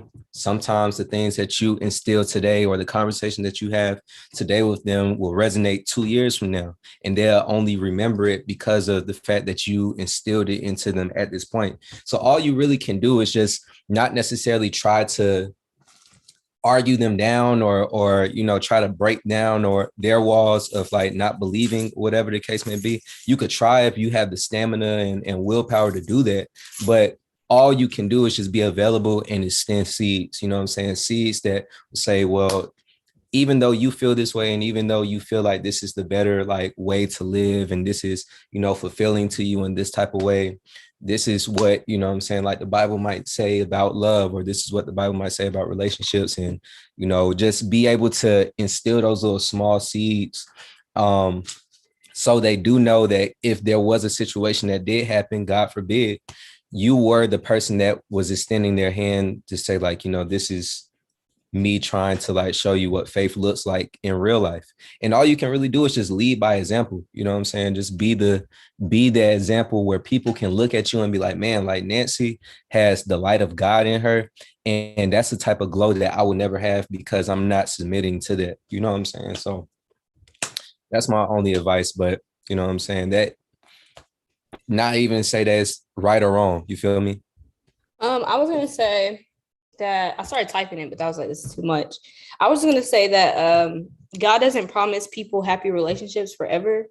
So while yes, in this season it may seem like they have and obviously not speaking to that specific couple you're talking about, but in general, secular relationships, it might seem good for now, but we've already established the fact that marriage and relationships are two very different things. So maybe God is trying to build that relationship with them now before marriage comes into the picture. And then that's where turmoil starts to exist and breathe in their relationship, because it's just different. That's a different, outside of it being just like a business, having a non-secular marriage in itself, like God will put his hand on that.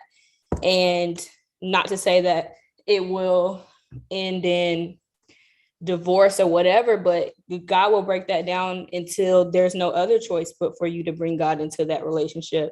So, because I understand what you're saying, Nancy, of it more so being like, what do you tell to people, secular people that are in relationships that don't suffer from things like abuse and things, because it's easy to have those conversations with people that are being abused by their partner, or that are being talked to, terribly by their partner. But it's really hard to have those conversations with people that aren't experiencing those things. And like the worst things that they experience in their relationship is arguments here and there. But I guess it's the only way that I would be able to approach it is just speaking to them in long term and being like, you don't want to establish this actual relationship, marriage, without having God at the center of it, because it's going to impact everything that you touch. Once you get married, your marriage impacts every part of your life. It impacts your work, your hobbies, children. So when you get married, even if your relationship isn't solid, or even if your relationship is solid, if you have anything in your life that's becoming a burden to you, if you're struggling at work, that's going to impact your relationship. So if you don't have a really rooted foundation in your marriage, when you have a problem at work with your boss and you come home, your boss is translating into your husband or your wife, and things like that. So I guess that's all I would say. That was my whole spiel. I just think maybe try to talk to them about their future and what it can look like when their husband or their wife is at the root of every decision that they're making.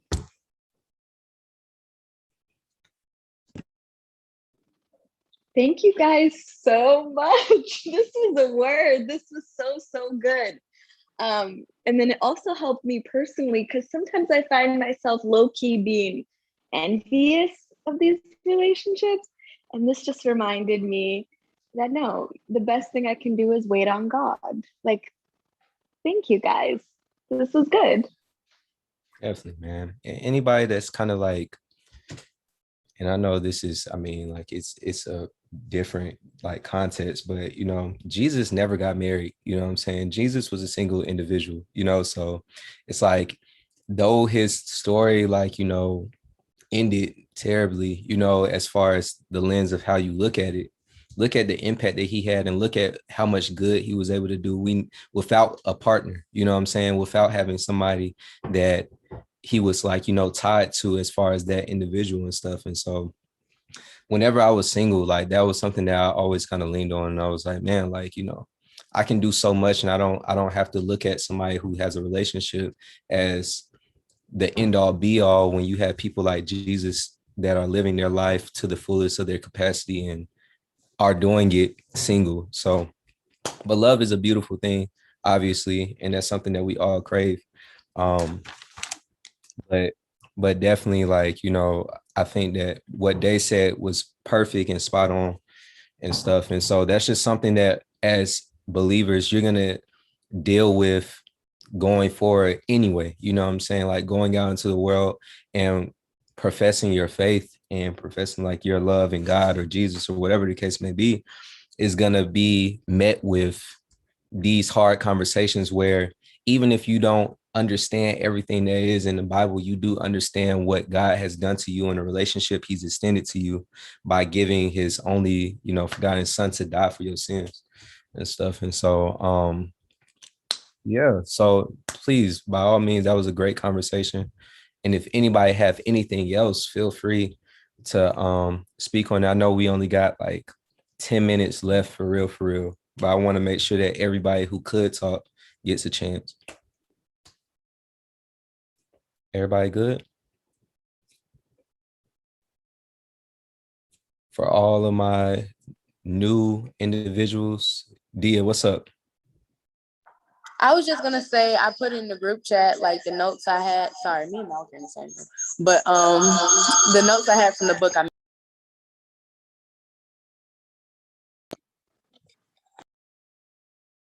There you go. Do say it again. Okay, I was just saying I put in the group chat the notes I had from the book I mentioned. All right, for sure. And I add everybody that's new that wants to be inside the group chat, I add you. But if nothing else, that's pretty much it. So for my new people, Mr. Freeman, Don and Chaz, how did y'all feel about the conversation and the text and everything? It was dope. It was dope. This is our first Bible study experience together, so it was definitely dope for our first go around. What you think? You want to say? Your Chaz got a thumbs up. She don't want to say nothing. I appreciate y'all for pulling up, man. What about you, Hemi? It was interesting. I haven't been to a Bible study in a minute, so it was good to get hear this conversation and the way the conversation was had, and like you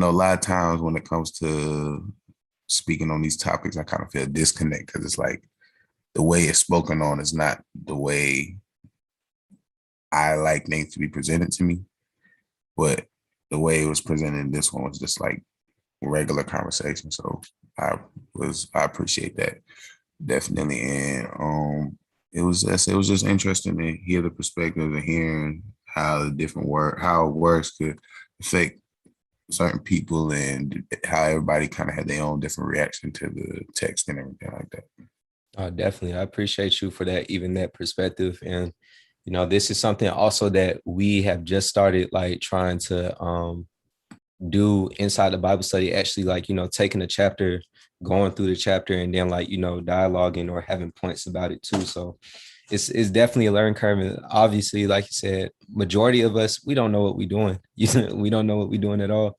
But we, you know what I'm saying, just trying to seek understanding together. And that's what it's all about. You know what I'm saying? I don't want to come off to anybody here that like I just know the word front and back and understand it into the way like this is for me, you know what I'm saying, one of the first times reading these stories as well. And so it's just all about community. But yeah, if anybody else have anything else, going once, going twice. All right, cool. We about to end up closing out. We close out with prayer requests and praise report. So anybody got praise report or prayer requests, feel free to share. I got a quick prayer request from Key. She had to leave out, but she said, please, if we could pray for her health and also her job and stuff. Situations are going on. So keep her in our prayers. But anybody else got any praise reports or prayer requests? I'll go and I'll make it really quick. So y'all, my car was wrecked. This man just hit the mess out of me. I don't know what he was doing, but he hit the mess out of me. And so I already had a car accident case pending. And so I was almost done with physical therapy, and now it's been made longer, and I really don't like physical therapy, y'all. So pray for me with that it finishes quickly, and that I clicked Gap when I paid for my insurance, right? I clicked Gap. But now when I'm looking at my coverage, that junk saying new car replacement protection. Bro, my car is more than 2 years old, and they cover cars 2 years and younger. So everybody telling me pretty much that my car is going to be totaled out. That's what they saying. It's drivable, but the repairs cost more than what my car is worth. So I'm praying that they total it so that I can get a new car. So please pray for me for that. Because if you really, really know me, you know I've been trying for years to get a new car, practically since the year I got my car. So pray for me on that. And also a job, because my savings are running low, and I just really, really been trying to get a job.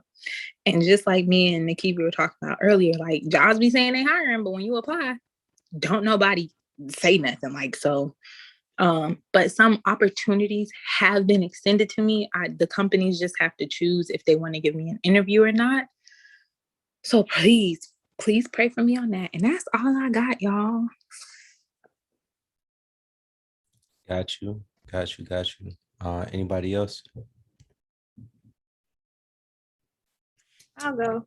I got a prayer request and a praise report. So prayer request, I don't know. I just been feeling kind of stuck and also like unmotivated to do anything. So prayers against that, because I have stuff that I need to do and to accomplish, and I just don't have like the drive to do it. So prayers for that. Then to end on a good note,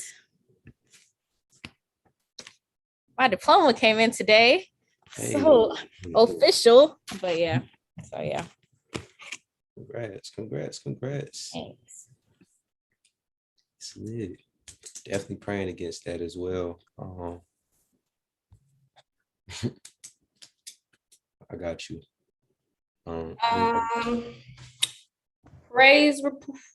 Prayer request. I've been trying to teach myself UX, UI design, just been trying to teach myself, and I'm about to start a certificate program. So just prayers that I can like learn and at a quick pace, but also kind of absorb what I need to with that. And then I'm still looking for a job, but I got to a point now where I'm not really like worried about the job hunt.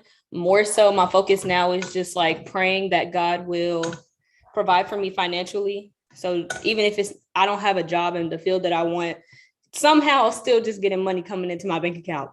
So I could pray for that, because I like to eat and I don't be having no money to eat. So that's pretty much it. Got you. Anybody else? I wanted to go. So praise report, I got A's on my first 2 exams, which is big because I had been just last semesters dealing with grief and process and everything. So it was just hard to focus, and I was just really getting through. And this is like the first semester I can really be a full student again and have my focus on me. So it just feels really good to be like feeling accomplished. And then praise request, pray for my health overall, and then safety, because I don't know what it is. Like, these men just been coming at me crazy, like, and I go to Georgia State, so I'm always downtown. So I just always pray for my protection, because those who don't know me, I'm small. I can't. So just that. Thank you. Got you, man. And congrats on your A's. I got one. So I have a prayer request for my best friend China. She she is a yacht stewardess, and basically she's not having too good of a situation with someone else who works on the boat right now. It looks like it's getting dangerous, so I just want to put out some prayers towards her and that she can get out of that situation as soon as possible, like as soon as possible.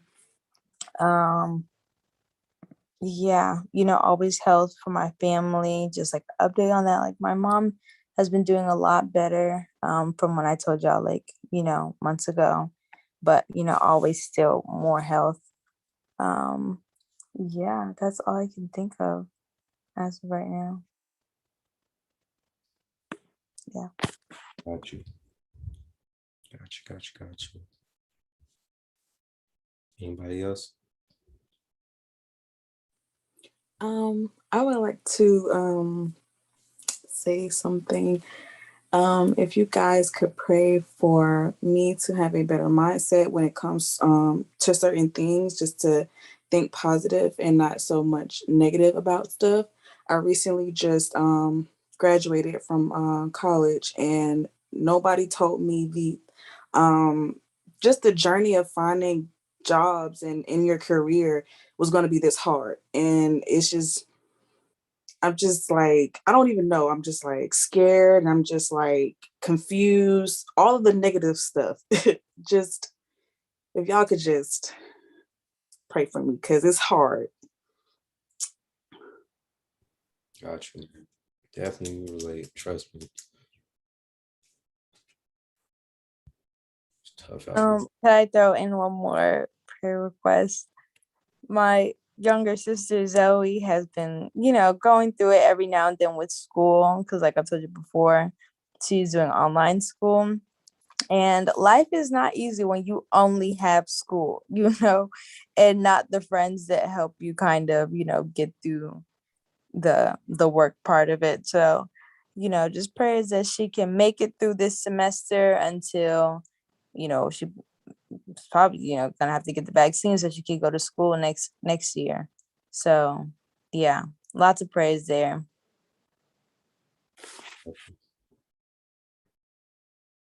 Anybody else?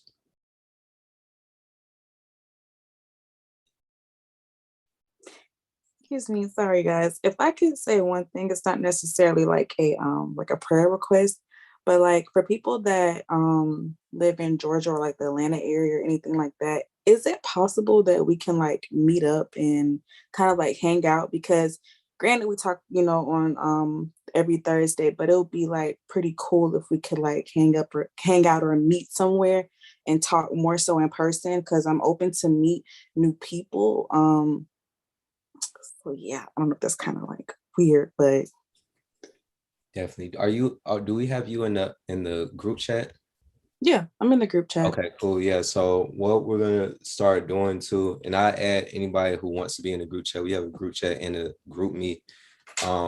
But definitely trying to find different ways to, just align with everybody's schedule so we can like hang out together. And then also every third Sunday we meet at Peace in person for like our Brave ATL live in person, like type of like Bible study / like sermon / hangout type of thing too. So I'm gonna make a document where it'll be easier for us to see like, okay, these are upcoming dates that we can possibly connect with, and then make like little invites that way that we can all like kind of gear up towards hanging out a month in advance or whatever the case may be, weeks, whatever.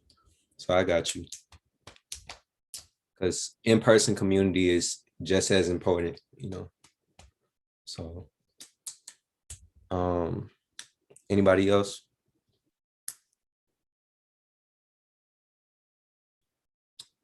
All right, praise report. I got a new job. Well, I've had this job for a little bit, but I'm officially letting y'all know I got a new job. So I'm the digital coordinator and social strategist, for my church.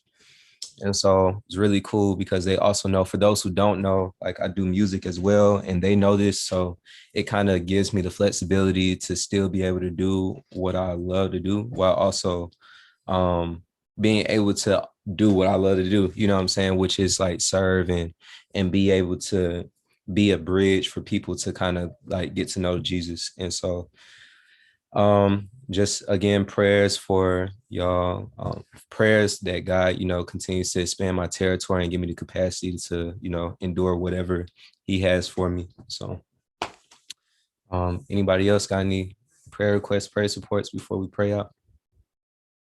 I got us going once, going twice. All right, cool. If everybody can bow your heads, close your eyes. Dear Heavenly Father, thank you for today. Thank you for allowing us to come again on this Thursday to just connect and worship you by building this community and this foundation on your word, God. I pray that you just continue to, decrease us so we can continue to increase you, God. Continue to put your light in us so we can spread that light and expand on your goodness, God. I pray for Destiny as she's dealing with this circumstance that is uncomfortable and a situation that caused her a lot of grief and pain. However, I pray that you continue to bless her with the ability to get a new car and also a job to be able to pay for her life, pay for her dreams, and just be able to give her that level of comfortability. I pray for everybody inside this group and beyond to have a level of financial security, because it's tough. And we know that, through all things, you're possible. I mean, everything is possible through you, God. So I pray that you just continue to give us that level of comfort, knowing that you have it when it doesn't seem like the world has it for us. I pray for the heart and mind and spirit of Jay. I pray that you just continue to be with her, guide her, protect her, God, and just continue to order her steps as she's going through school, as she's going through her life path, and just going through her own personal situations. I pray for everybody that's enduring the job hunt, God. We know that it's not easy, especially coming out of COVID. So continue to just be able to put people in the places that they need to be, that's going to be able to grow them, give them security, give them a sense of comfort, and give them a sense of peace of mind, God. So I pray that over everybody. I pray against every negative state of mind, God. I pray that you just continue to overflow your goodness and your positivity, God, and allow us to know that through everything is perspective based, and through you and looking at you and looking at through the lens of Jesus, God, everything is good because everything has a purpose and a fate that was written by you, because you're the greatest author. I pray that we continue to gain wisdom and knowledge as we're dealing with different things that we're getting into as far as interest, God. I pray that you continue to give everybody a divine passion and drive to pursue their purpose and the purpose that you laid for them in a way that only you could have made happen. I pray for the health of everybody, the safe of everybody, and the protection of everybody, because we live in Atlanta and we live in all of these different states and cities that are going crazy when it comes to the lack of security, God. So please be with us and protect us and guide us. I pray for Naya's friend China. I pray that you look after her as she's dealing with this situation, get her out of this situation into a situation that's better for her well-being. I pray for strength and capacity, and I pray for every student that is either in this chat or out of this chat that's dealing with just enduring school, enduring online, enduring all of these different paradigms that have started just because of COVID and because of just the lack of emphasis on mental health, God. I pray that every mental has, again, another level of peace of mind, because we know that we can rest in you. Thank you for all of our new guests, and I pray that you continue to pour into them, whether that be from the fountain of 1-800-Pray For Me or just on their own well-being, God, so you continue to restore them and give them that foundation that only you could have gave. In your name I pray, amen. Thank y'all again for coming. I have a quick announcement from Miss Talia. She wanted me to tell you this, and I'm gonna read it exactly how she texted. We are looking for some amazing people to volunteer with Peace Kids on Sundays. If you are interested, please just hit me up or her I'll give you her information. What does it look like to serve with Peace Kids on Sunday? Volunteers will just come one Sunday out of a month at 10 a.m. service. So that's either you pick the first, second, second, third, or fourth Sunday.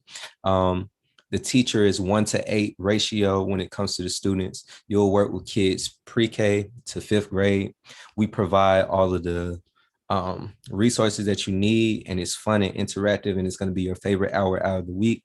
The requirements are that you love Jesus, you love kids, and you pass a background check, obviously, so we can make sure that you're not weird. And then you're vaccinated, because the kids aren't able to be vaccinated. So, just protect them. Please wear a mask. If you're not vaccinated or not comfortable serving in person, here are some ways that you can serve and volunteer with us. You can do online kids Bible study, storytellers for our YouTube videos. We have a fall festival, October the 31st, outdoors. And we have a place called Dove Tree, where we're just giving items to people that are in need. Not sure if we're the right fit for you. That's okay. Shoot us an email or comment back somebody that you might know that might be interested. So please, if you have any interest in if you have any interest in serving or volunteering, and you just want to do it with kids, again, it's an hour out of the week, and it's with our kids program. And so we would love for you to come one Sunday to do that. If you're interested, please hit me up. All of you all have my information, or you should be able to contact me. But if that's not it, if that's all, I know Naya, you was about to say something. I'm sorry.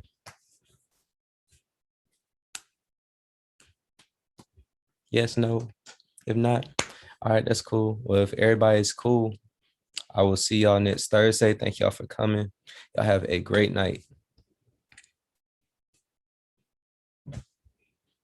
Okay, come on, Jay, because I've been heating up this chicken on repeat over and over and over again, and the chicken's, I know it's dry. Well, you could have just ate it, bro. No. Yes. It's okay. No, I don't do that. Come on. Yo. What if I didn't want to eat right now? You shouldn't have made me cook all this food then. I would eat it later, but what if I just wasn't eating it? Because I've been cooking in here for 2-3 hours. Talking about what if I don't want to cook? Well, that's too bad.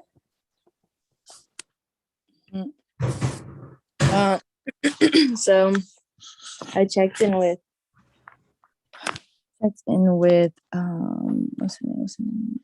Danique. And I just asked her what she think. And she said it was okay. She said, I'm looking for a Bible study that focuses on spiritual warfare, because that's what she's focusing on in her life right now. She said that she enrolled in a spiritual warfare boot camp. John Ramirez is teaching a class. She said, when I get some time to look at some of his sermons and to let her know what